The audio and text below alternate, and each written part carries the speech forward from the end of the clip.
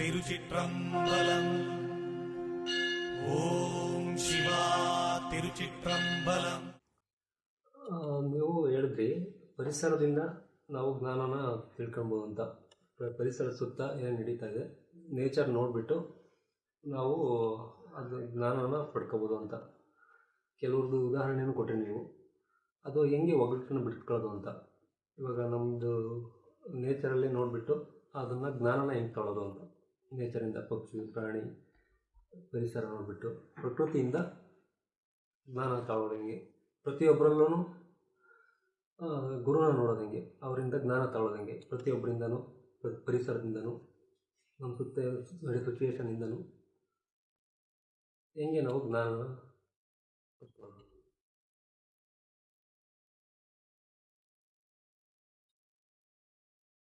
ಪ್ರತಿಯೊಂದು ವಿಚಾರವು ನಮ್ಮ ಕಣ್ಣ ಮುಂದೆ ಏನು ನಡೀತದೆ, ಪರಿಸರದಲ್ಲಿ ಒಂದು ಗೋಮಾತೆ ಇರ್ತದೆ. ಗೋಮಾತೆ ಅದರ ಮಗುವನ್ನು ಯಾವ ರೀತಿ ನೋಡಿಕೊಳ್ತದೆ, ಈ ಮಗು ಯಾವ ರೀತಿ ಸಂಬಂಧವನ್ನು ಇಟ್ಟುಕೊಂಡಿದೆ, ತಾಯಿ ಮಗುವಿನ ಒಂದು ಸಂಬಂಧ. ಇದನ್ನು ಎಲ್ಲಿಗೂ ಬೇಕಾದ್ರೂ ನೀವು ಹೋಲಿಕೆ ಮಾಡ್ಬೋದಲ್ಲ. ಒಂದು ಗುರು ಶಿಷ್ಯರಿಗೂ ಹೋಲಿಕೆ ಮಾಡ್ಬೋದು. ಒಂದು ಭಕ್ತ ಮತ್ತು ಭಗವಂತನ ಹತ್ರ ಯಾವ ರೀತಿ ಇರಬೇಕು ಅಂತ ತಿಳಿದುಕೊಳ್ಬೋದಲ್ಲ. ಒಂದು ಮಂಗ ಮರದಿಂದ ಮರಕ್ಕೆ ಹಾರುವಾಗ, ಒಂದು ಮಂಗ ಮರದಿಂದ ಮರಕ್ಕೆ ಹಾರುವಾಗ ಮಂಗನ ಮರಿಯನ್ನು ಮಂಗ ಹಿಡ್ಕೊಳ್ಳೋದಿಲ್ಲ, ಮರಿ ಅಮ್ಮನನ್ನು ಹಿಡ್ಕೊಳ್ತದೆ, ಇಲ್ಲ ಅಪ್ಪನನ್ನು ಹಿಡ್ಕೊಳ್ತದೆ. ಮರಿ ಅಮ್ಮನನ್ನು ಹಿಡ್ಕೊಳ್ತದೆ. ಇದರಲ್ಲಿ ಏನು ಅರ್ಥ ಮಾಡಿಕೊಳ್ಬೇಕು? ಪರಿಸರದಲ್ಲಿ ಆಗುವಂಥ ವಿಚಾರ, ಕಣ್ಣ ಮುಂದೆ ಆಗುವಂಥ ವಿಚಾರ, ಇದರಲ್ಲಿ ಏನು ಅರ್ಥ ಮಾಡಿಕೊಳ್ಬೇಕು? ನಾವು ಹಿಡ್ಕೊಳ್ಳಿಕ್ಕೆ ಕಲಿಬೇಕು. ಯಾವುದನ್ನು? ಒಂದು ಶಕ್ತಿಯನ್ನು, ಒಂದು ಚೈತನ್ಯವನ್ನು. ಅದು ಗುರುವಾಗಿರ್ಬೋದು, ಅದು ಭಗವಂತನಾಗಿರ್ಬೋದು, ಅಲ್ಲ ಒಳ್ಳೆ ಒಂದು ಗಾಡ್ ಫಾದರ್ ಆಗಿರ್ಬೋದು. ಯಾವುದೇ ಒಂದು ವಿಚಾರನೊಬ್ಬ ಹೇಳಿಕೊಡ್ತಾನೆ ಅಂದರೆ ಅದು ಗುರುಗೆ. ನಾವು ಹಿಡ್ಕೊಳ್ಳಿಕ್ಕೆ ಕಲಿಬೇಕು. ನಾವು ಅದನ್ನು ಹಿಡ್ಕೊಂಡ್ರೆ ಅದು ಎಲ್ಲಿಗೆಲ್ಲ ಹೋಗ್ತದೆ, ಅಲ್ಲಿಗೆಲ್ಲ ನಾವು ಹೋಗ್ತಾನೆ ಇರ್ತೇವೆ. ಹೇಳ್ದಾಯ್ತಾ? ಒಂದು ಕಾಗೆ ಇದೆ, ಕಾ ಕಾ ಕಾ ಅಂತ ಕರೀತದೆ ಅಲ್ವಾ ಮನೆಯ ಮುಂದೆ. ಇದರಿಂದ ನಾವೇನಂತ ತಿಳಿಬೇಕು? ಎಲ್ಲ ತಿಳಿಲಿಕ್ಕಿರುವಂಥ ವಿಚಾರ ಅಲ್ವಾ. ಯಾವುದೋ ಒಂದು ರೀತಿಯಲ್ಲಿ ಅದು ಶಬ್ದ ಮಾಡ್ತಾನೆ ಇರ್ತದೆ, ಮನೆಯ ಮುಂದೆ ಹಿಂದೆ ಎಲ್ಲ ಶಬ್ದ ಮಾಡ್ತಾನೆ ಇರ್ತದೆ, ಏನೋ ಒಂದು ಹೇಳ್ತಾ ಇರ್ತದೆ. ಪ್ರಕೃತಿಯಿಂದ ಕೊಡ್ತದೆ ಸಂದೇಶ ಅದು ನಮಗೆ. ಒಂದು ಕಾಗೆ, ಅದರ ಭಾಷೆ ಮಾತ್ರ ನಮಗೆ ಅರ್ಥ ಆಗುವುದಿಲ್ಲ. ಈಗ ಒಂದು ಕಾಗೆ ಕೆಲವು ದಿಕ್ಕಿನಲ್ಲಿ ಕೂಗಿದ್ರೆ ಅದಕ್ಕೆ ಕಾಕಾಶಾಸ್ತ್ರ ಅಂತ ಹೇಳೋದು. ಈ ಕಾಕಾಶಾಸ್ತ್ರ ಅಂತ ಎಂಬ ಒಂದು ಸಿದ್ಧರುಗಳ ಒಂದು ಶಾಸ್ತ್ರ ಇದೆ. ಅದು ಡೆಫಿನೆಟ್ಲಿ ಅದು ವರ್ಕ್ ಆಗಿ ಆಗ್ತದೆ. ಕಾಗೆ ಯಾವ ದಿಕ್ಕಿನಲ್ಲಿ ಕೂಗಿದ್ರೆ ಏನಾಗ್ತದೆ, ಇವತ್ತು ಈ ದಿಕ್ಕಿನಲ್ಲಿ ಕೂಗಿದ್ರೆ ಮನೆಗೆ ನೆಂಟರು ಬರ್ತಾರೆ, ಇವತ್ತು ಈ ದಿಕ್ಕಿನಲ್ಲಿ ಕೂಗಿದ್ರೆ ಈ ದಿಕ್ಕಿನಲ್ಲಿ ಒಂದು ಕಳ್ಳತನ ನಡೀತದೆ, ಇವತ್ತು ಈ ದಿಕ್ಕಿನಲ್ಲಿ ಕೂಗಿದ್ರೆ ಮನೆಗೆ ಯಾರೋ ಒಬ್ಬ ನೆಗೆಟಿವ್ ಥಾಟ್ಸ್, ನಾವು ಯಾರೋ ಒಬ್ಬ ಕೆಟ್ಟ ವ್ಯಕ್ತಿ ಬರ್ತಾ ಇರ್ತಾರೆ. ಇದಕ್ಕೆ ಒಂದು ಲೆಕ್ಕಾಚಾರ ಇದೆ. ಇದರ ಪ್ರಕೃತಿಯಿಂದ ತಿಳಿದುಕೊಳ್ಳುವ ವಿಚಾರ. ಇದು ತಿಳಿದುಕೊಳ್ಳಬೇಕು ಅಂತ ಹೇಳಿದರೆ ನಾವು ಅದರ ಜೊತೆ ಸ್ವಲ್ಪ ಸೇರ್ಲಿಕ್ಕೆ ಕಲಿಬೇಕು, ಅದರ ಜೊತೆ ಬೆರೀಲಿಕ್ಕೆ ಕಲಿಬೇಕು. ಅದರ ಜೊತೆಗೆ ನಾವು ಬೆರೆಯದೆ ನಾವು ಹೇಗೆ ಪ್ರಕೃತಿಯಿಂದ ತಿಳಿದುಕೊಳ್ಳಲಿಕ್ಕೆ ಸಾಧ್ಯ? ನಮ್ಮೊಳಗೆ ಇದ್ದರೆ ಒಂದು ಕೋಳಿ ಇದೆ ಅಲ್ವಾ, ಇದು ಗಂಟೆಗೊಂದು ರೀತಿಯಲ್ಲಿ ಶಬ್ದ ಮಾಡ್ತದೆ. ಅದು ಗಂಟೆಯನ್ನು ಎಲ್ಲಿಂದ ಕಂಡುಹಿಡಿದ್ರು ಅಂತ ಹೇಳಿದರೆ ಕೋಳಿಯಿಂದ ಕಂಡುಹಿಡಿದ್ರು ಗಂಟೆಯನ್ನು. ಅದು ಗಂಟೆಗೆ ಒಂದೊಂದು ಶಬ್ದದಲ್ಲಿ ಕೂಗ್ತದೆ. ಅದು ನಮಗೆ ಕೇಳುವಾಗ ಒಂದೇ ರೀತಿ ಇರ್ತದೆ. ಆ ಶಬ್ದದ ಒಳಗೆ ಸೂಕ್ಷ್ಮತೆ ಇದೆ. ಕೋಳಿ ಕೂಗುವುದರ ಶಬ್ದದ ಒಳಗೆ ಅದು ಆಗಾಗ ಹೇಳ್ತಾ ಇರ್ತದೆ, ಕೊಕ್ಕ ಕೊಕ್ಕ ಕೊಕ್ಕ ಕೊಕ್ಕ ಕೊಕ್ಕ ಅಂತ ಹೇಳ್ತಾ ಇರ್ತದೆ. ಆದರೆ 1 ಗಂಟೆಗೆ ಆಗುವಾಗ ಅದೊಂದು 1 ಗಂಟೆ ಆಯಿತು ಈ ಕಾಲದಲ್ಲಿ ಅಂತೇಳಿ ಅದೊಂದು ಸೂಚನೆ ಕೊಡ್ತದೆ. ಅರ್ಥ ಆಯ್ತಾ? ಹಾಂ. ಒಂದು ಮರ ಇದೆ ಕಣ್ಣ ಮುಂದೆ. ಆ ಮರವನ್ನು ನಾವು ಸ್ವಲ್ಪ ಯೋಚನೆ ಮಾಡಬೇಕು, ಈ ಮರ ಏನೆಲ್ಲ ಮಾಡ್ತದೆ ಅಂತೇಳಿ ಅಲ್ವಾ. ಪ್ರಕೃತಿಯಿಂದ ನಾವು ತಿಳಿದುಕೊಳ್ಬೇಕಾದ ವಿಚಾರ. ಒಂದು ನೆರಳು ಕೊಡ್ತದೆ, ಒಳ್ಳೆ ಗಾಳಿ ಕೊಡ್ತದೆ, ತುಂಬ ಅಮೃತ ಗಾಳಿಯನ್ನು ಕೊಡ್ತದೆ ಸಸಿಗಳು, ಮರಗಳೆಲ್ಲ. ಆಕ್ಸಿಜನ್ ಯಾರಿಗೆ ಬೇಕಾಗಿ? ಮನುಕುಲದ ಒಳಿತಿಗೆ ಬೇಕಾಗಿ. ಮನುಷ್ಯ ಆಕ್ಸಿಜನ್ ತಗೊಂಡು, ಅಮೃತ ಗಾಳಿಯನ್ನು ತಗೊಂಡು ವಿಷ ಗಾಳಿಯನ್ನು ಬಿಡುದು ಅಲ್ವಾ. ಆಮ್ಲಜನಕ ಮತ್ತೊಂದು ಇಂಗಾಲದ ಡೈಆಕ್ಸೈಡ್, ವಿಷಗಾಳಿ ನಾವು ಬಿಡುದು. ಅದು ವಿಷಗಾಳಿಯನ್ನು ತಕ್ಕೊಂಡು ಅಲ್ವಾ, ಇಂಗಾಲದ ಡೈಆಕ್ಸೈಡ್ ತಕ್ಕೊಂಡು ಆಮ್ಲಜನಕವನ್ನು ರಿಲೀಸ್ ಮಾಡ್ತದೆ ಅಲ್ವಾ, ಆಕ್ಸಿಜನ್ನನ್ನು ಬಿಡುತ್ತದೆ. ಕಾರ್ಬನ್ ಡೈಆಕ್ಸೈಡ್ ತಕ್ಕೊಂಡು ಆಕ್ಸಿಜನ್ ರಿಲೀಸ್ ಮಾಡ್ತದೆ. ಒಂದು ಮರ ನಮಗೆ ಆಗ್ತದ? ಆಗುದಿಲ್ಲ. ಅದಷ್ಟು ಪವಿತ್ರವಾದ ಸ್ಥಿತಿಯನ್ನು ನಮಗೆ ಕರುಣಿಸುವ ಕಾರಣದಾನೆ ನಾವು ಚೆನ್ನಾಗಿರೋದು. ಅಲ್ಲಿಗೆ ನಿಲ್ತದ? ಅಲ್ಲಿಗೆ ನಿಲ್ಲೋದಿಲ್ಲ. ಕೆಲವು ಮರದಲ್ಲಿ ನಮಗೆ ಬೇಕಾದ ಆಹಾರ, ಒಂದು ಮಾವಿನ ಹಣ್ಣು, ಒಂದು ಗೇರು ಹಣ್ಣು, ಒಂದು ಹಲಸಿನ ಹಣ್ಣು, ಒಂದು ಸೀತಾಫಲ, ಒಂದು ಆ್ಯಪಲ್, ಒಂದು ದ್ರಾಕ್ಷಿ, ಅನೇಕ ರೀತಿಯ ವಿಚಾರಗಳು ಅಲ್ವಾ. ಇದೆಲ್ಲ ನಮ್ಮ ಒಳಗೆ ಸೃಷ್ಟಿಯಾದರೆ ಹೇಗೆ? ನಾವು ಕೂಡ 10 ಜನರಿಗೆ ಬೇಕಾದವರಾಗ್ತೇವೆ ಅಲ್ವಾ. ನಾವು ಕೂಡ 10 ಜನರಿಗೆ ಬೇಕಾದವರಾಗ್ತೇವೆ. ಒಂದು ವಿಷ ಸರ್ಪವೇ ಉಂಟು. ಆ ವಿಷ ಸರ್ಪದ ಮಗುವಿನ ಹತ್ರ ಅದಕ್ಕೆ ಎಷ್ಟು ಪ್ರೀತಿ ಇರ್ತದೆ. ಒಂದು ಕ್ರೂರ ಮೃಗವೇ ಉಂಟು, ಅದರ ಮಗುವಿನ ಹತ್ರ ಎಷ್ಟು ಕರುಣೆ ಇರ್ತದೆ. ಅದು ಕ್ರೂರ ಮೃಗ, ಅದು ವಿಷ ಸರ್ಪ, ಆದರೆ ಅದರ ಮಕ್ಕಳ ಹತ್ರ ಪ್ರೀತಿ ಇದೆ ಅಲ್ವಾ. ಸತ್ಯ ಅಲ್ವಾ. ಅದಾದರೆ ಮಕ್ಕಳ ಹತ್ರ ಅದಕ್ಕೆ ಪ್ರೀತಿ ಇದೆ ಅಲ್ವಾ. ಒಂದು ಗರುಡ ಆದರೂ ಸರಿ, ಒಂದು ಹದ್ದು ಆದರೂ ಸರಿ, ಒಂದು ಮೇಲೆ ಹಾರುವ ಒಂದು ಸ್ಟ್ರಾಂಗ್ ಒಂದು ಪಕ್ಷಿ ಅಂತ ಹೇಳಿದರೆ ಅರ್ಥ ಆಯ್ತು. ಇದೆಲ್ಲ ಮನುಷ್ಯರನ್ನೇ ಅಟ್ಯಾಕ್ ಮಾಡಿ ಕೊಂದು ಬಿಡುವಂಥ ಪಕ್ಷಿ ಇದೆಲ್ಲ ನಿಜವಾಗಿಯೂ. ಕೆಲವು ಪಕ್ಷಿಗಳೆಲ್ಲ ಉಂಟು. ಆಗಿರುವಾಗ ಅದರ ಮಕ್ಕಳ ಹತ್ರ ಅದಕ್ಕೆ ಪ್ರೀತಿ ಉಂಟಲ್ವ. ಆಗ ಪ್ರೀತಿ ಎಂಬುದು ಎಲ್ಲಿಂದ ಬಂತು? ಆ ಕರುಣೆ ಎಂಬುದು ಎಲ್ಲ ಜೀವರಾಶಿಯಲ್ಲಿ ಭಗವಂತ ಕೊಟ್ಟಾಗ ಆಗ ಅದರ ಸ್ವಾರ್ಥಕ್ಕೆ ಬೇಕಾಗಿ ಕರುಣೆ ಉಂಟೆಲ್ಲ ಆ ಕಡೆ. ಆಗ ಮನುಷ್ಯನಲ್ಲಿರುವ ಕರುಣೆ ಉಂಟಲ್ವ, ಅದು ಪ್ರಪಂಚದ ಒಳಿತಿಗಾಗಿ ಆಗಬೇಕು. ಇದರೆಲ್ಲ ವಿಷಯಗಳನ್ನು ಸೇರಿಸಿ ನಾವು ತಗೊಳ್ಬೇಕು. ಇದೆಲ್ಲ ಪ್ರಕೃತಿಯಲ್ಲಿ ಇರೋದಲ್ವ ವಿಷಯ. ಇದೆಲ್ಲ ಪ್ರಕೃತಿಯಲ್ಲಿರುವ ವಿಷಯ ಅದು. ಈಗ ಹೇಳಿದೆಲ್ಲ ಒಂದು ಮಳೆ ಬರ್ತದೆ, ಒಂದು ಬೆಳೆ ಆಗ್ತದೆ. ಬೆಳೆ ಆದರೆ ಏನಾಗ್ತದೆ? ಆಹಾರ ಆಗ್ತದೆ. ಆಹಾರ ಆದರೆ ಏನಾಗ್ತದೆ? ಮನುಕುಲಕ್ಕೆ ಉಳಿತಾಗ್ತದೆ. ಆಗ ಮಳೆ ಬರಬೇಕು, ಬೆಳೆ ಆಗಬೇಕು, ಅದನ್ನು ಹಂಚಬೇಕು ಅಲ್ವಾ. ಮಳೆ ಬರಬೇಕು ನಮ್ಮೊಳಗೆ. ನಮ್ಮೊಳಗೆ ಮಳೆ ಬಂದರೆ ನಮ್ಮೊಳಗೆ ಬೆಳೆ ಆಗುವುದು. ನಮ್ಮೊಳಗೆ ಮಳೆ ಬರಬೇಕಾದ್ರೆ ಏನು ಮಾಡಬೇಕು? ಮಳೆ ಬರುವುದು ಹೇಗೆ? ಮಳೆ ಆಗುವುದು ಹೇಗೆ? ಮಳೆ ಬರುವುದು ಹೇಗೆ? ಸಮುದ್ರದ ನೀರು ಆವಿಯಾಗಿ ಮೇಲ್ಗಡೆ ಹೋಗಿ ಇದೆಲ್ಲ ಸಿಹಿ ನೀರಾಗಿ ಪರಿವರ್ತನೆ ಆಗಿ ಭೂಮಿಗೆ ಬರುವುದು. ಎಲ್ಲ ನೀರು ಒಂದು ಕಡೆ ಹೋಗಿ ಸೇರಬೇಕು. ಅಲ್ಲಿಂದ ಅದು ಪುನಃ ಆವಿಯಾಗಬೇಕು, ಅಲ್ಲಿಂದ ಪುನಃ ಮಳೆಯಾಗಿ ಬರಬೇಕು. ಆಗ ನಮ್ಮ ಒಳಗೆ ಒಂದು ಜ್ಞಾನೋದಯ ಆದರೆ ಅದು ಮಳೆ ಬಂದಾಗಿ. ನಮ್ಮೊಳಗೆ ಯಾವ ಜ್ಞಾನ ಉದಯ ಆಗ್ತದೆ, ಈ ಪ್ರೀತಿ, ಕರುಣೆ, ನಂಬಿಕೆ, ಈ ಒಳ್ಳೊಳ್ಳೆ ಗುಣಗಳು, ಒಂದು ಶರಣಾಗತಿ, ಕರುಣೆ, ಸಹನೆ, ತಾಳ್ಮೆ, ಇಂಥ ವಿಚಾರಗಳೆಲ್ಲ ನಮ್ಮೊಳಗೆ ನಾವು ಯಾವಾಗಲೂ ಬೆಳೆ ಮಾಡ್ತಾನೆ ಇರಬೇಕು, ವ್ಯವಸಾಯ ಮಾಡ್ತಾನೆ ಇರಬೇಕು. ಇದನ್ನು ನಾವು ವ್ಯವಸಾಯ ಮಾಡ್ತಾ ಮಾಡ್ತಾ ಮಾಡ್ತಾ ಹೋಗುವಾಗ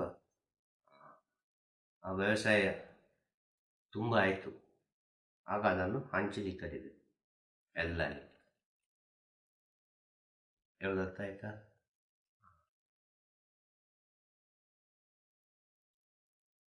ಮಳೆ ಬರಬೇಕು ಅಂತೇಳಿದರೆ ನಮ್ಮ ಇಡ ಪಿಂಗಳ ದ್ವಾರಗಳು ಒಂದಾಗಿ, ಈ ಎರಡು ನಾಡಿಗಳಲ್ಲಿ ಬರುವ ಪ್ರಾಣವಾಯುಗಳು ಒಂದಾಗಿ ಒಂದೇ ನಾಡಿಯಲ್ಲಿ ಹೋದರೆ ಅದು ಮಳೆ ಬಂದಾಗೆ ನಮ್ಮೊಳಗೆ ಆ ರೀತಿಯಾಗಿ ಮಳೆ ಬರಲಿಕ್ಕೆ ಪ್ರಾರಂಭಿಸಬೇಕು.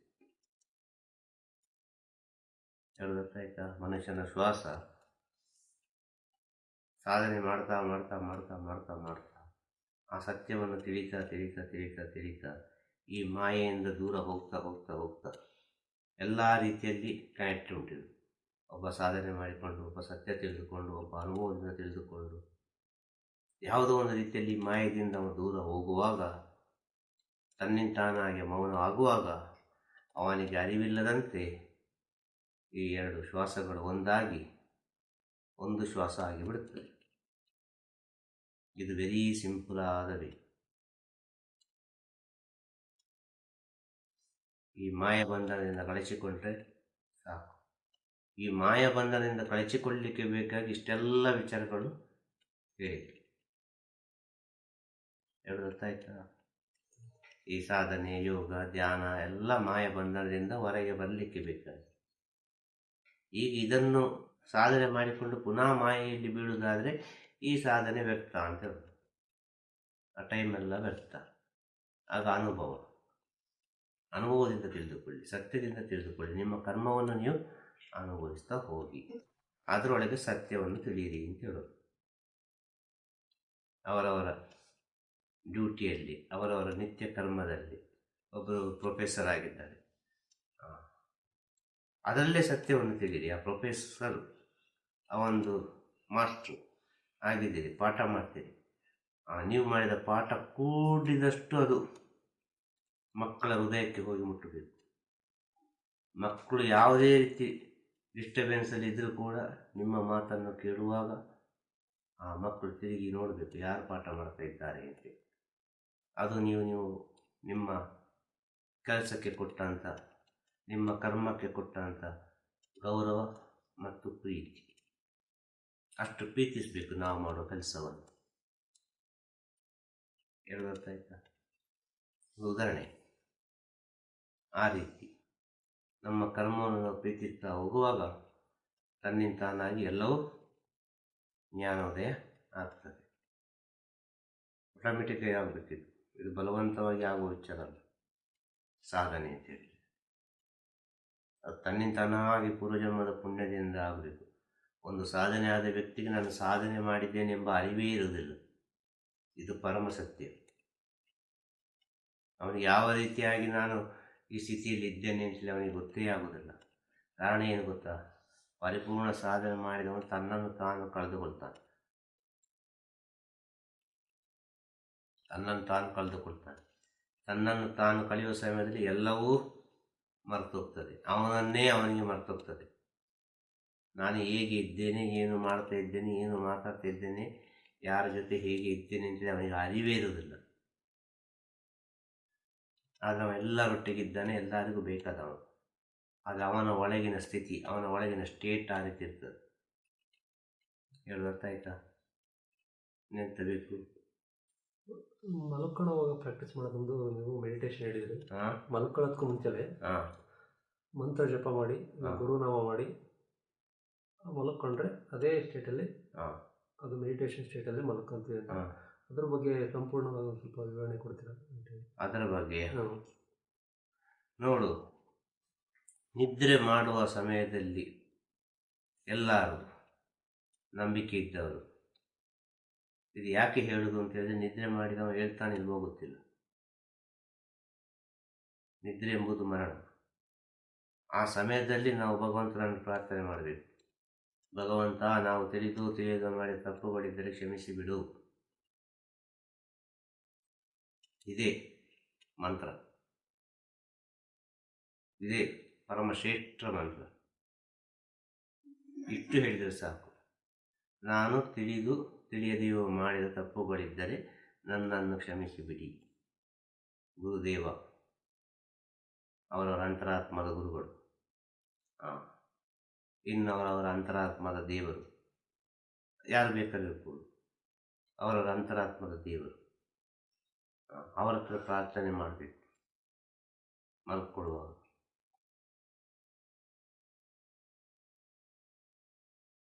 ಈ ಪ್ರಾರ್ಥನೆ ಮಾಡಿ ಅವರ ಇಷ್ಟ ದೇವರು, ಅವರ ಗುರುದೇವರನ್ನು ಒಂದು 5 ನಿಮಿಷ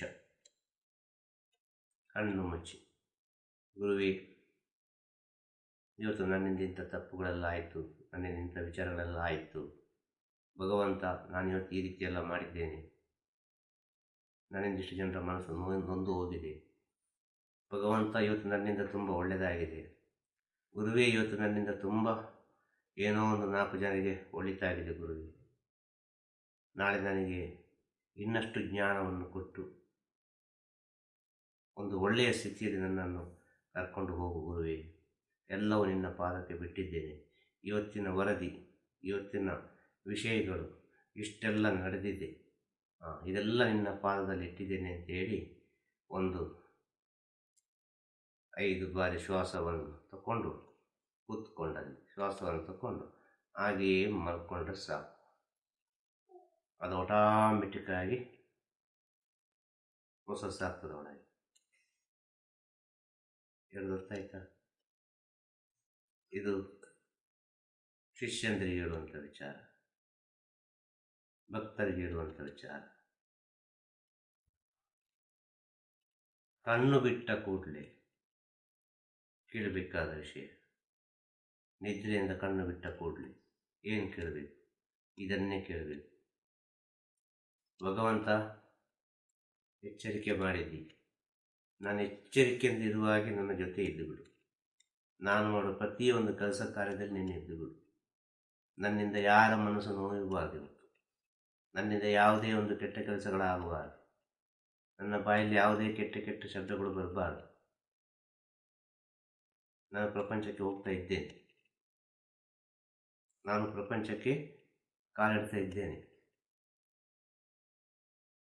ನನ್ನ ಜೊತೆ ಇದ್ದು 24 ಗಂಟೆ ಒಳ್ಳೆಯದನ್ನೇ ಮಾಡಿಸು, ಒಳ್ಳೆಯ ಯೋಚನೆಯನ್ನೇ ಕೊಡು ಅಂತೇಳಿ ಕಣ್ಣು ಬಿಡ್ತಾ ಈ ಪ್ರಾರ್ಥನೆಯನ್ನು ಮಾಡಿ ಕಣ್ಣು ಬಿಡಬೇಕು.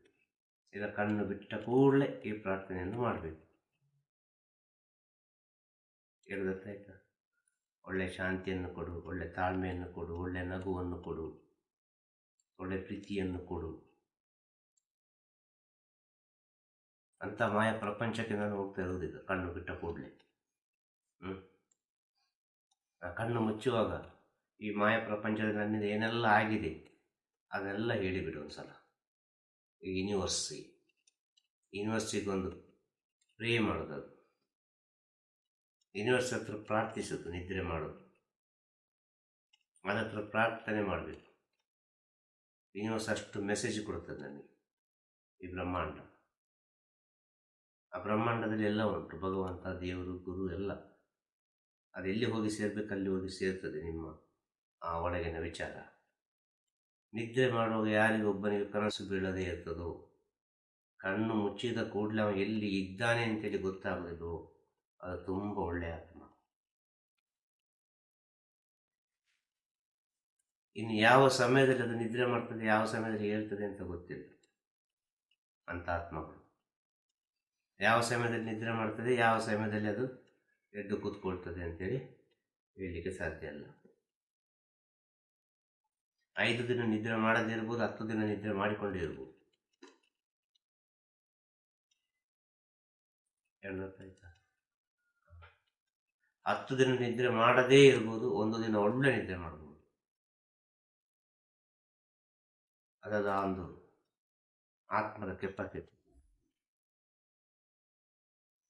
ಆತ್ಮದ ಕೆಪಾಸಿಟಿ ಜಾಸ್ತಿ ಆಗ್ತಾ ಜಾಸ್ತಿ ಆಗ್ತಾ ಜಾಸ್ತಿ ಆಗ್ತಾ ಹೋಗುವಾಗ ಎಲ್ಲವೂ ಕಡಿಮೆ ಆಗ್ತಾ ಹೋಗ್ತದೆ. ನಿದ್ರೆ ಕಡಿಮೆ ಆಗಿ ಹೋಗ್ತದೆ, ಆಹಾರ ಕಡಿಮೆ ಆಗ್ತಾ ಹೋಗ್ತದೆ, ಎಲ್ಲವೂ ಕಡಿಮೆ ಆಗ್ತಾ ಹೋಗ್ತದೆ. ಆತ್ಮದ ಕೆಪಾಸಿಟಿ ಹೆಚ್ಚಾಗ್ತಾ ಹೋಗುವಾಗ ನಿನ್ನ ಆತ್ಮ ವೃದ್ಧಿ ಆಗ್ತಾ ಉಂಟು, ಒಂದು ಉನ್ನತ ಸ್ಥಿತಿಗೆ ಹೋಗ್ತಾ ಉಂಟು. ನಿನ್ನೊಳಗೆ ಒಳ್ಳೆ ಜ್ಞಾನ ಉದಯ ಆಗಿದೆ, ನಿನ್ನೊಳಗೆ ಒಳ್ಳೆ ಸದ್ಗುಣಗಳು ಬಂದಿದೆ, ನಿನ್ನೊಳಗೆ ಒಂದು ಎಲ್ಲರನ್ನು ನೋಡುವಾಗ ಭಗವಂತನ ಸ್ಥಿತಿ ಕಾಣ್ತದೆ ಅಂತ ಹೇಳಿದರೆ ನಿನಗೆ ಅಶ್ವಿ ಆಗೋದಿಲ್ಲ. ಆದ ಕಾರಣ ದೇವರಿಗೆ ಅಶ್ವಿ ಇಲ್ಲಪ್ಪ ಅಂತ, ದೇವರಿಗೆ ನಿದ್ರೆ ಇಲ್ಲ ಅಂತ, ದೇವರಿಗೆ ಯಾವುದೂ ಇಲ್ಲ ಅಂತ.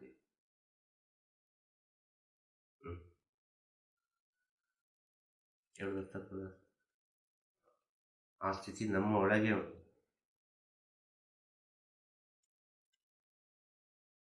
ಎಂತ ಕೇಳಿದ ಪ್ರಶ್ನೆ? ಮಲ್ಕೊಂಡಾಗ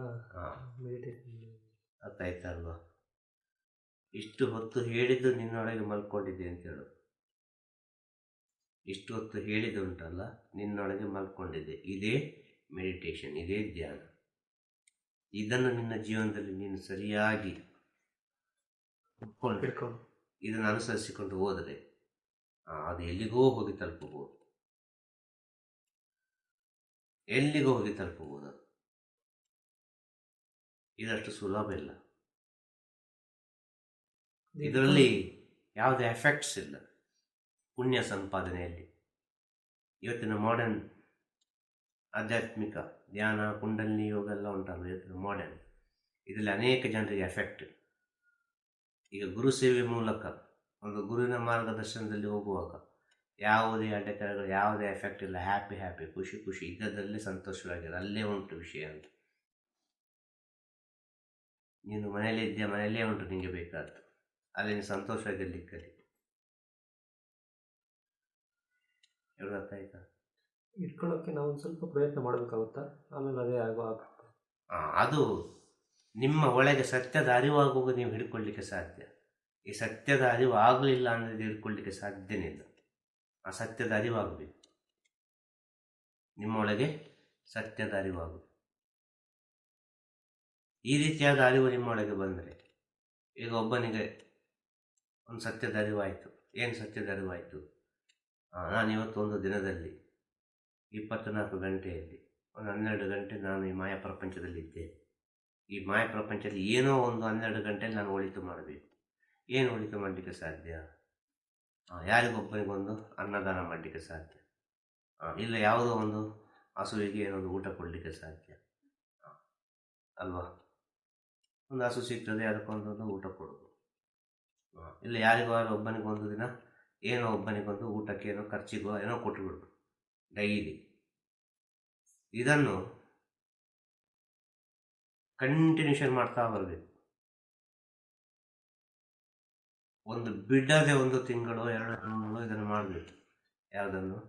ಈ ಅಭ್ಯಾಸವನ್ನು. ಉದಾಹರಣೆ ಹೇಳಿದ್ದು ನಾನು. ಈ ಅಭ್ಯಾಸದ 1 ತಿಂಗಳು 2 ತಿಂಗಳು 3 ತಿಂಗಳು ಬಿಡದೆ ಕಂಟಿನ್ಯೂಷನ್ ಆಗಿ ಮಾಡಬೇಕು. ಶಬರಿಮಲೆಗೆ ಮಾಲೆ ಹಾಕಿದೆ 48 ದಿನ ಸ್ವಾಮಿ ಅಯ್ಯಪ್ಪ ಅಂತ ಕರೆದಾಗಿ. ಗೊತ್ತಾಯ್ತಾ? ಬೆಳಿಗ್ಗೆ ಎದ್ದು 3 ಗಂಟೆಗೆ ಸ್ನಾನ ಮಾಡಿ ಶರಣ ಕರೆದು 48 ದಿನ ಆಗುವಾಗ ನಿಜವಾದ ಸ್ಥಿತಿ ಹೇಳೋದು. ಕಾಲಿಗೆ ಚಪ್ಪಲ್ ಹಾಕದೆ, ವಸ್ತ್ರ ಕಟ್ಟಿಕೊಂಡು ಅಲ್ವಾ, ಶರ್ಟನ್ನು ಬಿಚ್ಚಿಕೊಂಡು ಸ್ವಾಮಿ ಅಯ್ಯಪ್ಪ ಅಂತ ಹೇಳ್ತಾರೆ. ಇದು ಕಂಟಿನ್ಯೂಷನ್ ಆಗಿ ಹೇಳ್ತಾರೆ. ಇದೊಂದು ಉದಾಹರಣೆ. ಇನ್ನೊಂದು, ಈಗ ನಾನು ಹೇಳಿದ ಉದಾಹರಣೆ ಪ್ರಾಕ್ಟಿಕಲ್ ಆಗಿ ಥಿಂಕ್ ಮಾಡಬೇಕಾದ್ದು, ನಮ್ಮ ಜೀವನದಲ್ಲಿ ಅನುಸರಿಸಬೇಕಾದಂಥ ವಿಚಾರ. ಡೈಲಿ ಒಬ್ಬರಿಗೆ ಅನ್ನದಾನ ಮಾಡ್ತಾರೆ, ಡೈಲಿ ಒಬ್ಬರಿಗೆ ಅನ್ನದಾನ ಮಾಡಿ, ಡೈಲಿ ಒಬ್ಬರಿಗೆ ಅನ್ನದಾನ ಮಾಡೋದು. ಕಂಟಿನ್ಯೂ ಆಗಿ 3 ತಿಂಗಳು ಮಾಡೋದು. ಒಂದು ದಿನ ನೀವು ಅನ್ನದಾನ ಮಾಡಬಾರ್ದು.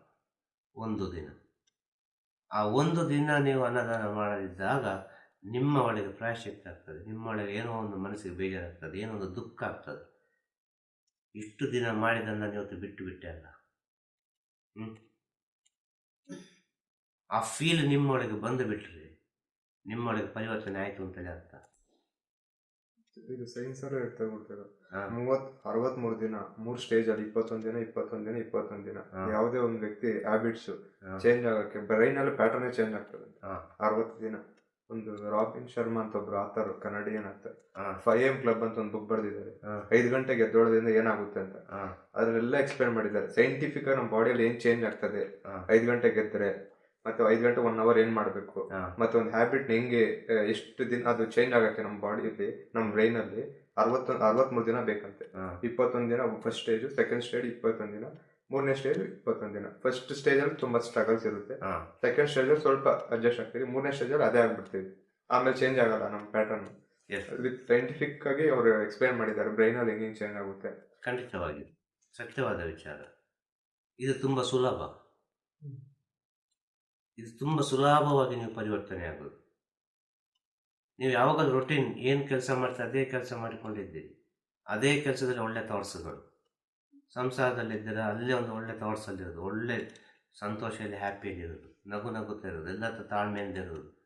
ಇದು ತನ್ನೊಳಗೆ 1 ದಿನ 2 ದಿನ 3 ದಿನ 4 ದಿನ ಈ ರೀತಿಯಾಗಿ ಇದು ನನ್ನೊಳಗೆ ಬರುವಾಗ ಆ ವ್ಯಕ್ತಿಯೇ ಪರಿಪೂರ್ಣವಾಗಿ ಪರಿವರ್ತನೆ ಆಗ್ತಾನೆ. ಆಟೋಮೆಟಿಕ್ಕಾಗಿ ಅವನ ಶ್ವಾಸ ಎಲ್ಲ ಅವನ ಹಿಡಿತಕ್ಕೆ ಬರ್ತದೆ, ಆಸೆಗಳೆಲ್ಲ ತನ್ನಿಂದ ತಾನಾಗಿ ನಿಂತು ಹೋಗ್ತದೆ. ಇದು ಗುರು ಸೇವೆಯಲ್ಲಿ ಹೇಳುವಂಥ ವಿಚಾರ. ಬಲವಂತವಾಗಿ ನೀನು ಉಸಿರನ್ನು ಕಟ್ಟಿ ಇಡಬೇಡ, ಬಲವಂತವಾಗಿ ಏನು ಯೋಗ ಮಾಡಲಿಕ್ಕೆ ಹೋಗಬೇಡ, ಬಲವಂತವಾಗಿ ನಿನ್ನ ದೇಹವನ್ನು ದಂಡಿಸಬೇಡ. ನೀನು ಯಾವಾಗಲೂ ಹೇಗಿದ್ದೆ ಹಾಗೇ ಇದ್ದು ಬಿಡು. ಈ ಬಲವಂತವಾಗಿ ದೇಹವನ್ನು ದಂಡಿಸುವ ಕಾರಣ ಇವತ್ತು ಸಾವಿರ ವ್ಯಾಧಿಗಳು ಬಂದವು. ಜಿಮ್ಮಿಗೆ ಹೋಗುವವನಿಗೆ ಜಿಮ್ಮಿಗೆ ಹೋಗಿ ಆಗಬೇಕು ಕೊನೆಯವರೆಗೆ. ಜಿಮ್ ಬಿಟ್ಟರೆ ಅವನ ದೇಹವೇ ಚೇಂಜ್ ಆಗ್ತದೆ ಅಲ್ವಾ. ಆ ಯೋಗ ಮಾಡೋರು ಆ ಯೋಗವನ್ನು ಯಾವುದೋ ಒಂದು ರೀತಿಯಲ್ಲಿ ತನ್ನ ಜೊತೆಗೆ ಜೀವನದ ಅದು ಅನುಸರಿಸ್ತಾ ಬರಬೇಕು. ಯೋಗವನ್ನು ಒಂದ್ಸಲ ಕಂಟಿನ್ಯೂ 1 2 3 4 ತಿಂಗಳು 1 ವರ್ಷ ಯೋಗ ಮಾಡಿದರೆ ಅದು ಕಂಟಿನ್ಯೂ ಆಗಿ ಯೋಗ ಮಾಡ್ತಾನೆ ಹೋಗಬೇಕು. ಹಾಗಿದ್ದರೆ ಆ ದೇಹ ಪ್ರಕೃತಿ ಚೆನ್ನಾಗಿರುತ್ತೆ. ನಡುವಿನಲ್ಲಿ 1 ತಿಂಗಳು ಇದೆಲ್ಲ ಬಲವಂತವಾಗಿ ಮಾಡಿಕೊಂಡ ಕಾರಣ ನಡುವಿನಲ್ಲಿ 1 ತಿಂಗಳು 15 ದಿವಸ ಇದರಲ್ಲಿ ನಾವು ಸ್ಟಾಪ್ ಮಾಡಿದರೆ ಮತ್ತೆ ಅದು ರಿಕವರ್ ತಗೊಳ್ಳಿಕ್ಕೆ ಇನ್ನೂ ಕಷ್ಟ ಆಗ್ತದೆ. ಭಗವಂತ ಕೊಟ್ಟ ಯಥಾಸ್ಥಿತಿ ಏನು ಮಾಡಬೇಕದು ಮಾಡ್ತಾ ಇದ್ರೆ ಸಾಕು, ಅಷ್ಟು ಭಗವಂತ ಮಾಡಿಸ್ತಾನೆ. ಎಷ್ಟು ಬಗ್ಗಬೇಕು, ಎಷ್ಟು ಹೇಳಬೇಕು, ಎಷ್ಟು ಗುಡಿಸಬೇಕು, ಎಷ್ಟು ಓಡಬೇಕು, ಅದು ಆಟೋಮೆಟಿಕ್ಕಾಗಿ ಅದು ಆ ದೇಹಕ್ಕೆ ಇದು ರಿಕವರಿ ತಗೊಳ್ತದೆ. ಅದು ಆ ಸಮಯದಲ್ಲಿ ಆ ದೇಹಕ್ಕೆ ಏನು ಬೇಕಾದ ತಗೊಳ್ತದೆ ಅಂತ ಹೇಳುದು. ಆ ದೇಹಕ್ಕೊಂದು ಈಗ ಆತ್ಮಕ್ಕೊಂದು ಓಡಬೇಕು ಅಂತ ಆಯಿತು. ಈಗ ಒಬ್ಬ ಹೋಗ್ತಾನೆ, ಒಂದು ಬಸ್ಸೇ ಮಿಸ್ ಆಯಿತು, ಓಡಿಕೊಂಡು ಹೋಗ್ತಾನೆ ನಾವು ಅಲ್ವಾ. ಈಗ ಒಬ್ಬ ಓಡಿಕೊಂಡು ಹೋಗ್ತಾನೆ, ಅದು ಅವನ ಆತ್ಮ ಹೇಳ್ತದೆ ಏನು ಓಡು ಅಂತೇಳಿ.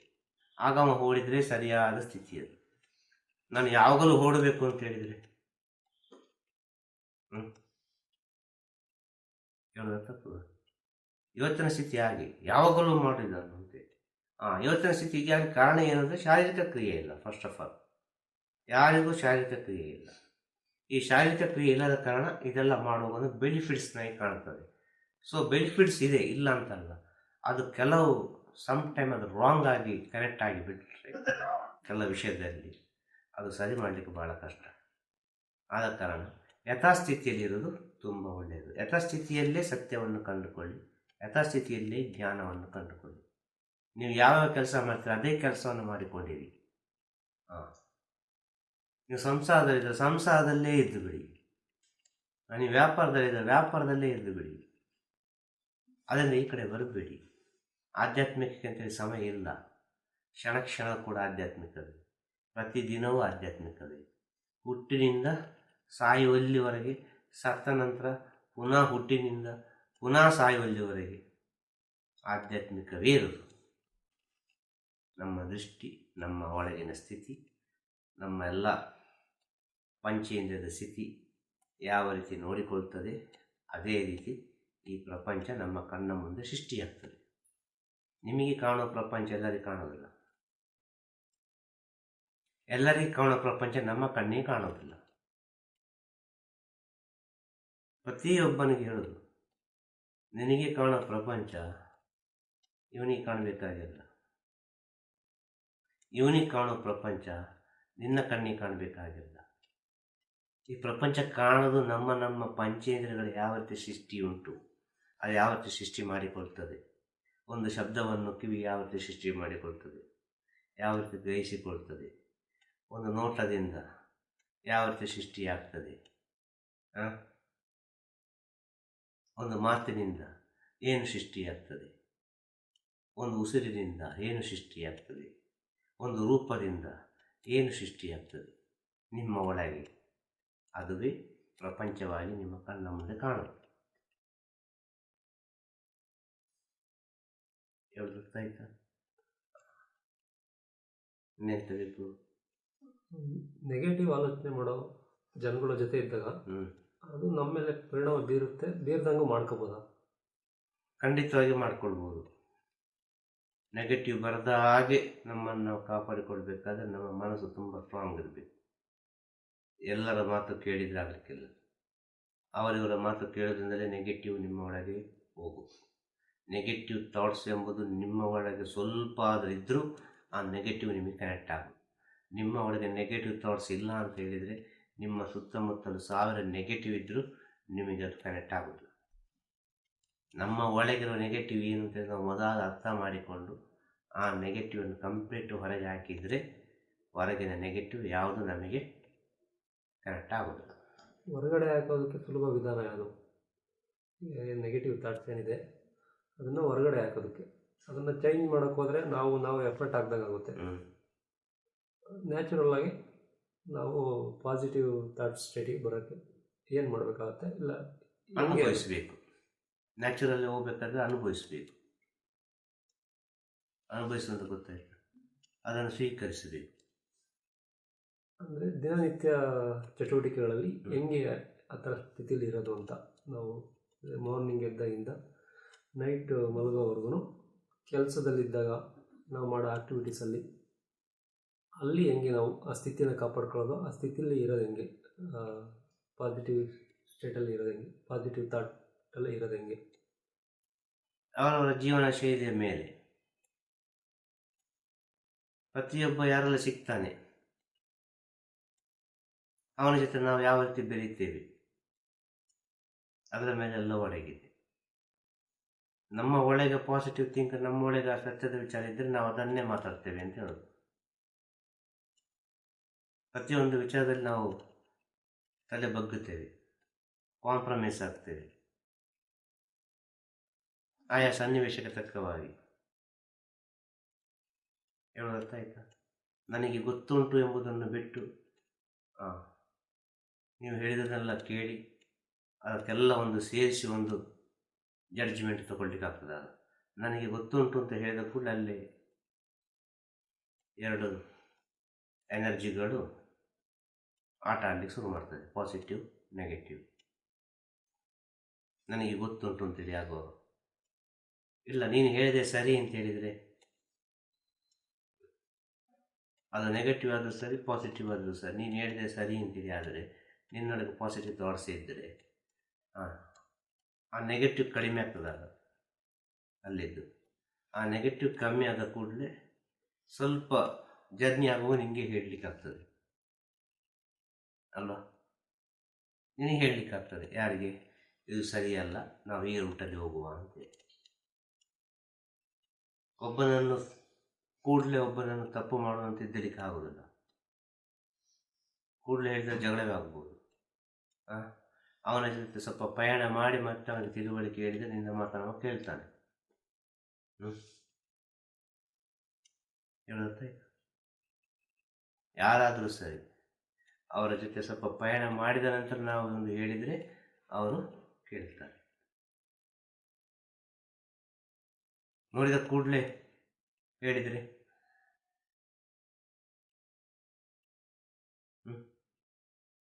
ಏನೋ 1-2 ಕಾರು ಬಂತು, ಒಂದು ಎಂತ ಹೇಳೋದು, ಸ್ವಲ್ಪ ಡಿಕ್ಕಿ ಹೊಡಿತು ಕಾರು. ಸಡನ್ ಆಗಿ ನಾವು ಏನೋ ಒಂದು ಮಾತಾಡ್ತೇವೆ ಅಲ್ವಾ? ಒಂದು ರ್ಯಾಶಲ್ಲಿ ಮಾತಾಡ್ತೇವೆ. 1 ಸೆಕೆಂಡ್ ನಾವು ಆಲೋಚನೆ ಮಾಡಿ ಸ್ವಲ್ಪ ಸಮಾಧಾನದಲ್ಲಿ ತಾಳ್ಮೆಯಿಂದ ಮಾತಾಡಿದರೆ ಪ್ರಾಬ್ಲಮ್ ಸಾಲ್ವ್ ಆಗೋದು. ಹ್ಮ್. ಆ ಕ್ಷಣದಲ್ಲಿ ಆ ಕೋಪ ಉದ್ವೇಗ ಎಲ್ಲಿಂದ ಬರ್ತದೆ ಗೊತ್ತಿಲ್ಲ. ಅದನ್ನು ಆ ಕ್ಷಣದ ವಿಷಯ ನಾವು ಕಂಟ್ರೋಲ್ ಮಾಡಲಿಕ್ಕೆ ಕಲಿಬೇಕು ಅಂತ ಗೊತ್ತಾಯ್ತಾ? ಕಂಟ್ರೋಲ್ ಮಾಡುವಾಗ ನಾನು ಅನ್ನೋದು ಬರುತ್ತಲ್ಲ, ಅದನ್ನ ಹೆಂಗೆ ನಾವು ಇದು ಮಾಡ್ಕೊಳ್ಳೋದು ಅಂತ. ನಾನು ಮಾಡ್ತಾ ಇದ್ದೀನಿ ಅನ್ನೋದು ಬರುತ್ತಲ್ಲಿ. ನಾನು ಮಾಡ್ತಾ ಇದ್ದೇನೆ ಅಂತಲ್ಲ, ನಾನು ಪ್ರಾಬ್ಲಮ್ ಯಾರಿಗೂ ತೊಂದರೆ ಆಗ್ತಾ ಇಲ್ಲ ಇಲ್ಲಿ ನನ್ನಿಂದ. ಈಗ ನಾನು ಬಂದರೆ ಇಲ್ಲಿ ಪ್ರಾಬ್ಲಮ್ ಆಗೋದು, ನಾನಿದ್ರೆ ಇಲ್ಲಿ ಪ್ರಾಬ್ಲಮ್ ಆಗೋದು. ಮಾನವಿಲ್ಲ ಇದ್ರೆ ಪ್ರಾಬ್ಲಮ್ ಎಲ್ಲಿಂದ?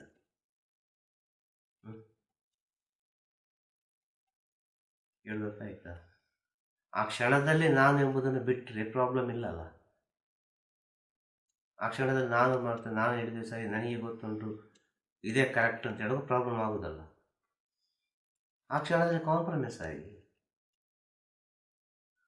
ಆ ಕ್ಷಣದಲ್ಲಿ ಒಬ್ಬರಿಗೊಬ್ಬರು ಪರಸ್ಪರ ಒಂದಾಗಿ, ಅವರವರ ಸಮಯ ಸಂದರ್ಭ ಪರಿಸ್ಥಿತಿಗೆ ತಕ್ಕವಾಗಿ ಹೇಳೋದಾಯ್ತು.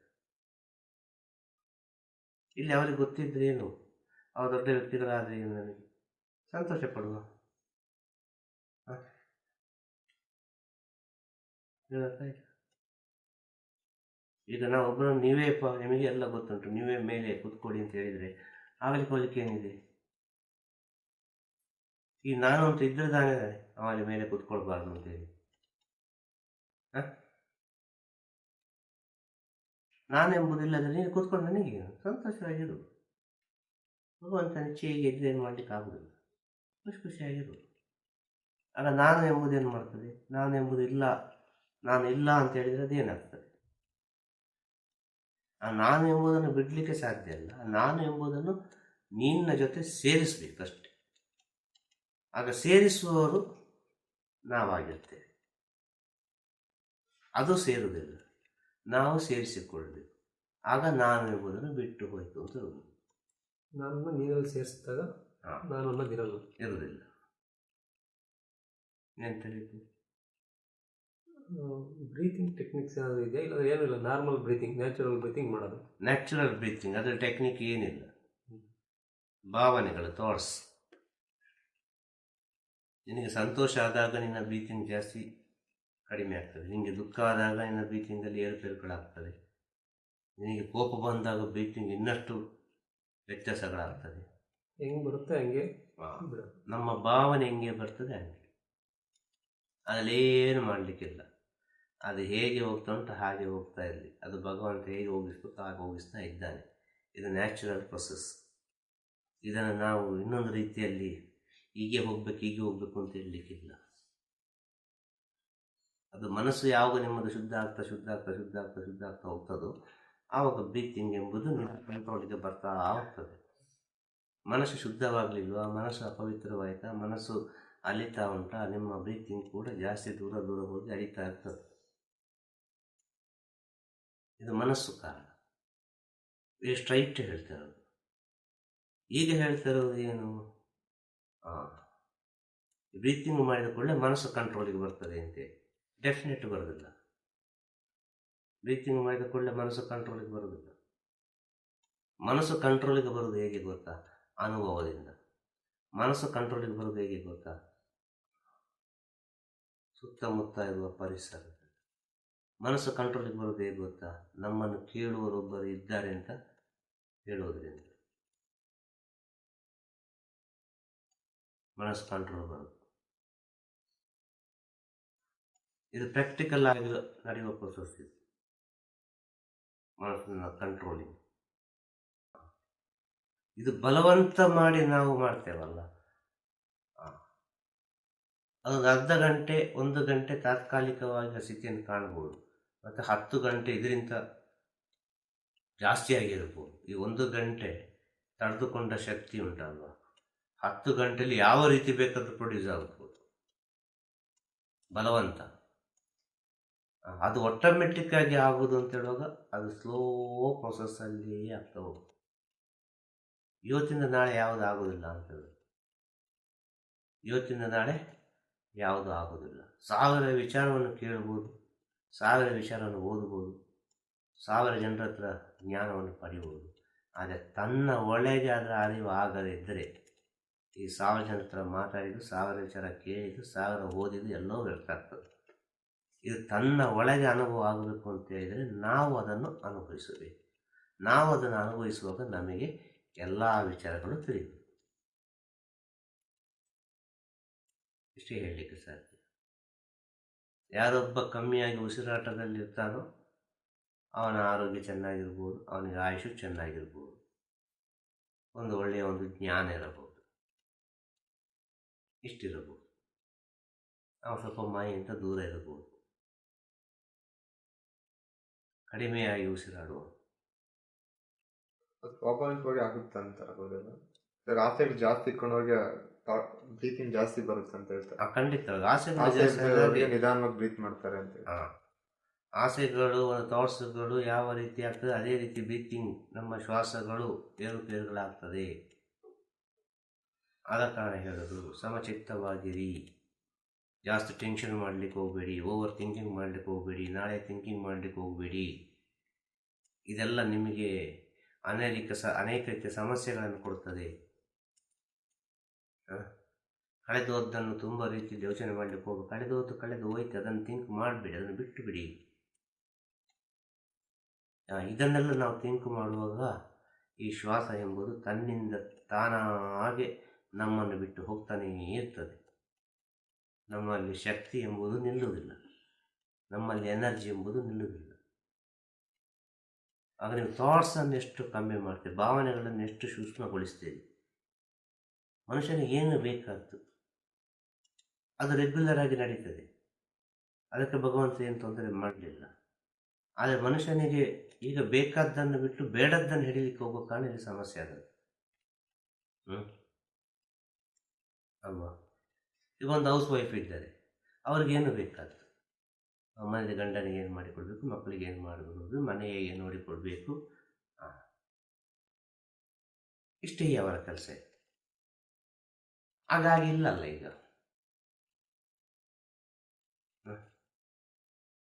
ಈಗ ಚೇಂಜ್ ಆಗಿದೆ. ಇದು ಮನುಷ್ಯನ ಬುದ್ಧಿಯಿಂದ ಚೇಂಜ್ ಆದ, ಮನುಷ್ಯನೇ ಬಲವಂತ ಮಾಡಿಕೊಂಡ ವಿಚಾರ ಇದೆಲ್ಲ. ಟೋಟಲ್ ಆಗಿ ಇವತ್ತಿನ ಕೆಲಸ, ಕಂಪ್ಯೂಟರ್, ಟೆಕ್ನಾಲಜಿ, ಅದು ಇದು ಎಲ್ಲ ಮನುಷ್ಯನ ಬುದ್ಧಿಯಿಂದಲೇ ಬಂದದ್ದು. ಆಗ ಮನುಷ್ಯನ ಬುದ್ಧಿಯಿಂದಲೇ ವೇಗವಾಗಿ ಬೆಳಿಬೇಕು ಅಂತೇಳಿ ಮನುಷ್ಯ ಇಷ್ಟೆಲ್ಲ ಕಂಡುಹಿಡಿಯುವಾಗ ಮನುಷ್ಯನಿಗೆ ಗೊತ್ತಾಗಬೇಕಿತ್ತು ಇದರ ಜೊತೆ ಕೂಡ ವೇಗವಾಗಿ ಅನಾಹುತಗಳು ಕೂಡ ಬೆಳೀತದೆ. ಈಗ ಬ್ರೀತಿಂಗಿನ ಬಗ್ಗೆ ಎಲ್ಲ ಮಾತಾಡೋದಲ್ಲ, ಅಷ್ಟು ಎಲ್ಲರಿಗೂ ಅದು ಸಲ್ಲುವುದಿಲ್ಲ, ಎಲ್ಲರಿಗೂ ಅದು ಅಚೀವ್ಮೆಂಟ್ ಮಾಡಲಿಕ್ಕೆ ಸಾಧ್ಯ ಇಲ್ಲ. ಈಗಿನ ಟೆಕ್ನಾಲಜಿ ಆಗಿ ಉಂಟು, ಈಗಿನ ಪರಿಸರ ಆಗಿ ಉಂಟು, ಈಗಿನ ಸ್ಥಿತಿಗಳಾಗಿ ಉಂಟು, ಈಗಿನ ಪ್ರೆಸೆಂಟ್ ಲೈಫ್ ಹೇಳ್ತಾರೆ ಅಷ್ಟು ವೇಗವಾಗಿ ಹೋಗಿದೆ. ಅಷ್ಟು ಆರೋಗ್ಯ ಸಮಸ್ಯೆಗಳು ಕೂಡ ಇದೆ ಅಂತ ಹೇಳೋದು. ಪ್ರಪಂಚ ವೇಗವಾಗಿ ಹೋಗಿದೆ. ಈಗ ಮನೇಲಿ ಇಬ್ಬರು ಕೆಲಸ ಮಾಡಬೇಕು, ಹಸ್ಬೆಂಡ್ ವೈಫ್ ಇಬ್ಬರು ಕೆಲಸ ಮಾಡಬೇಕು. ಆಗ ಮಗುವನ್ನು ನೋಡಿಕೊಳ್ಳಿಕ್ಕೆ ಒಬ್ಬರು ಬೇಕು. ಮಗು ಹೇಗೆ ಬೆಳಿಬೇಕು? ಅಮ್ಮನ ಜೊತೆ ಬೆಳಿಬೇಕು ಅಲ್ವಾ?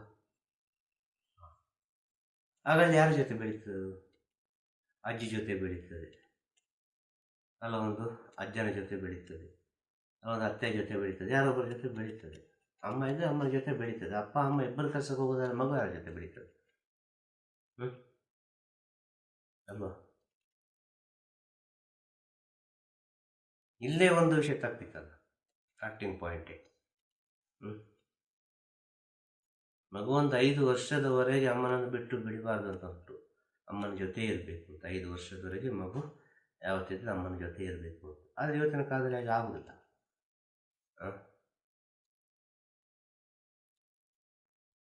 ಹೇಳುದು ವಿಷಯ ವರ್ಕ್ ಫ್ರಮ್ ಹೋಮ್ ಇದ್ದ ಕಾರಣ ಅಲ್ಲ, ಚೆನ್ನಾಗಿದೆ ಸ್ವಲ್ಪ.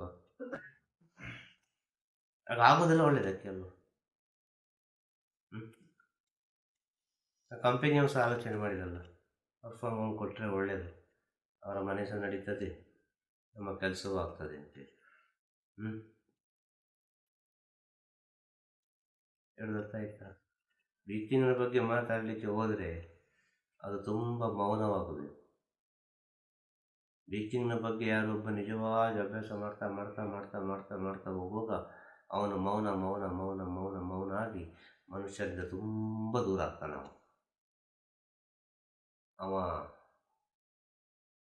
ಅದರ ಬಗ್ಗೆ ಟೀಚ್ ಮಾಡಲಿಕ್ಕೆ ಸಾಧ್ಯ ಇಲ್ಲ. ಅವನಿಗೆ ಅವನು ಟೀಚ್ ಮಾಡ್ತಾ ಇರ್ತಾನೆ ಕ್ಷಣ ಕ್ಷಣ ಕ್ಷಣ ಕ್ಷಣ ಕೂಡ. ಈಗ ಅಡ್ವೈಸ್ ಅಂದರೆ ಏನು? ಯಾರಿಗೆ ಅಡ್ವೈಸ್? ಹೇಳುವವನಿಗೆ ಮೊದಲು ಅಡ್ವೈಸ್. ಈಗ ಯಾರು ಹೇಳ್ತಾರೆ ಅವರಿಗೆ ಮೊದಲು ಅಡ್ವೈಸ್. ಈಗ ನಾವು ಹೇಳ್ತಾ ಇದ್ದೇವೆ, ಈ ಮಾತು ಮೊದಲು ನಮಗೆ.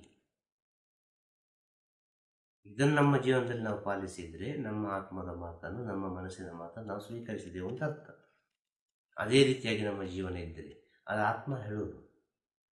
ಅದು ಹೊರಗೆ ಬರಬೇಕಾದ್ರೆ ಮುಂದೆ ಒಬ್ಬ ಬೇಕು, ಮುಂದೆ ಏನೋ ಒಂದು ಬೇಕು, ಮುಂದೆ ಏನೋ ಒಂದು ಇಲ್ಲದೆ ಅದು ಹೊರಗೆ ಬರುವುದಿಲ್ಲ. ಮುಂದೆ ಏನೋ ಒಂದು ಇಲ್ಲದೆ ಅದು ಹೊರಗೆ ಬರುವುದಿಲ್ಲ. ಆದ ಕಾರಣ ಭಗವಂತ ಮಾನವ ಜೀವರಾಶಿಯನ್ನು ಸೃಷ್ಟಿ ಮಾಡಿದ. ಒಂದಾಗಿ ಸೃಷ್ಟಿ ಮಾಡಲಿಲ್ಲ. ಅದಾದರ ಒಳಗೆ ಏನು ಉಂಟು ಅದು ಬರಬೇಕು ಹೊರಗೆ ಅಂತೇಳಿ ಅದಾದರ ಗುಂಪನ್ನೇ ಸೃಷ್ಟಿ ಮಾಡಿದ. ಮಾನವ ಜೀವರಾಶಿಗಳು, ಪ್ರಾಣಿಗಳಲ್ಲಿ ಕೂಡ ಬೇರೆ ಬೇರೆ ಡಿವೈಡ್ ಪ್ರಾಣಿಗಳು. ಹುಲಿ, ಸಿಂಹ. ಹುಲಿಯನ್ನು ಸಿಂಗಲ್ ಆಗಿ ಸೃಷ್ಟಿ ಮಾಡಲಿಲ್ಲ, ಅದು ಗುಂಪನ್ನೇ ಸೃಷ್ಟಿ ಮಾಡಿದ. ಆನೆ ಅದೊಂದು ಗುಂಪೇ ಸೃಷ್ಟಿ ಮಾಡಿದ. ಯಾಕೆ?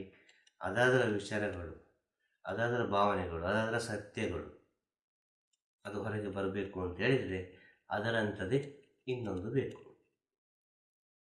ಆಗ ಅದು ಹೊರಗೆ ಬರುವುದು.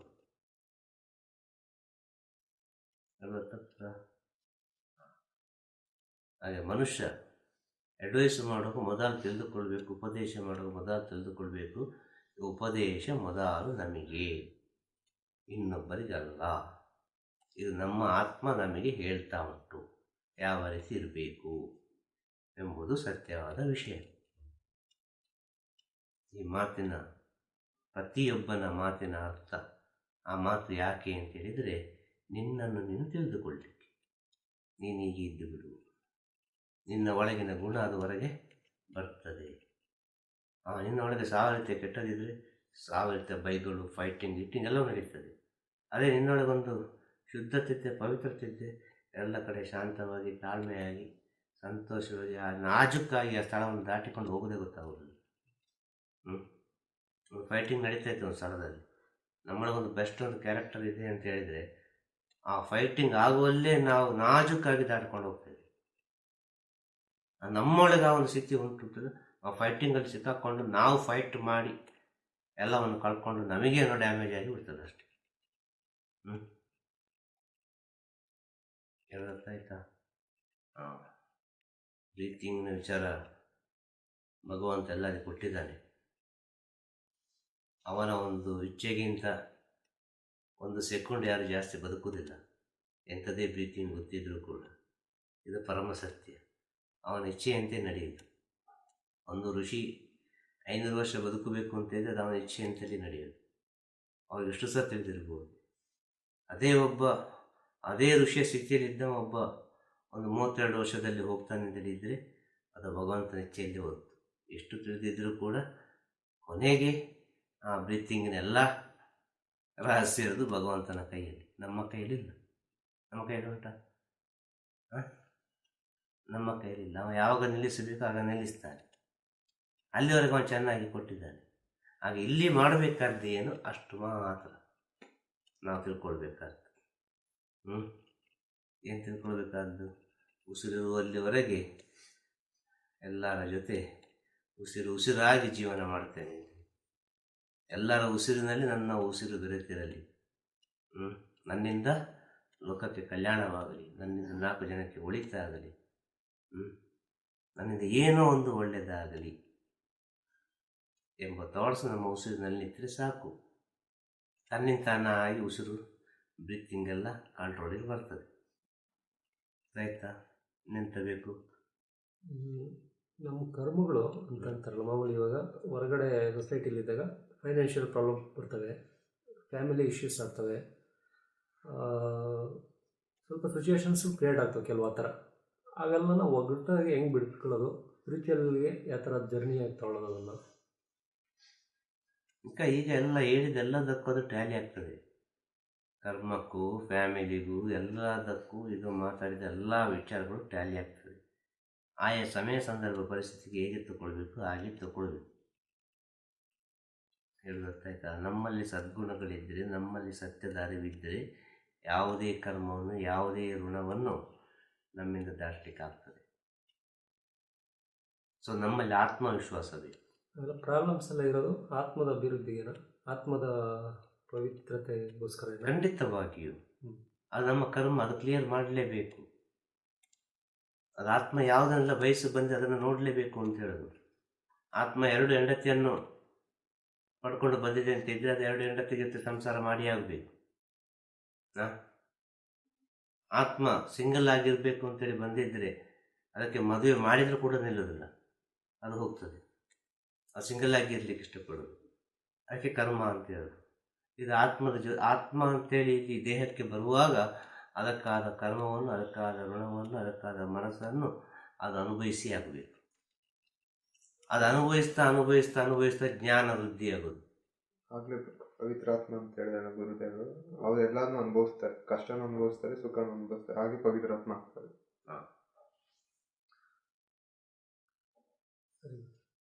ಒಳ್ಳೆಯದಾಗಲಿ, ನಿಮಗೆ ಶುಭವಾಗಲಿ, ನಿನ್ನಿಂದ ಪ್ರಪಂಚಕ್ಕೆ ಒಳ್ಳೆಯದಾಗಲಿ ಅಂತ ಹೇಳೋದು. ಈ ಸಂದೇಶವನ್ನು ಪ್ರಪಂಚಕ್ಕೆ ಕರುಣಿಸಿತು ಯಾರು? ಗುರುಭಕ್ತರು. ಗುರುಭಕ್ತರಿಂದ ಈ ಪ್ರಪಂಚಕ್ಕೆ ಸಂದೇಶ ಹೋದದ್ದು. ಯಾರ ಮೂಲಕ ಹೋಯಿತು? ಒಂದು ಗುರುವಿನ ಮೂಲಕ ಹೋಯಿತು. ಅದು ಭಕ್ತನಿರುವ ಕಾರಣ ಗುರು ಮಾತಾಡಿದರು. ಗುರು ಮಾತಾಡೋದು ಭಕ್ತನಿಗೆ ಆಯಿತು. ಆ ಭಕ್ತ ಇರೋದು ಯಾಕೆ ಬೇಕಾಗಿ? ಅವನ ಲೋಕ ಕಲ್ಯಾಣಕ್ಕೆ ಬೇಕಾಗಿ ಇರೋದು. ಅವನ ಲೋಕ ಕಲ್ಯಾಣ ಮಾಡ್ತಾ ಮಾಡ್ತಾ ಹೋಗುವ ಆ ಭಕ್ತನೇ ಭಗವಂತನಾಗೋದು. ವಿಷಯ ಹೇಳೋದು. ಆ ಭಕ್ತನೇ ಗುರುವಾಗೋದು, ಆ ಭಕ್ತನೇ ಶಿಷ್ಯನಾಗೋದು. ಗೊತ್ತಾಯ್ತಾ? ಶುಭವಾಗಲಿ. ತಿರುಚಿಟ್ರಂಬಲಂ. ಗುರುವೇ ಶರಣ. ನಮಃ ಶಿವಾಯ. ನಮಃ ಶಿವಾಯ. ನಮಃ ಶಿವಾಯ. ನಮಃ ಶಿವಾಯ. ನಮಃ ಶಿವಾಯ.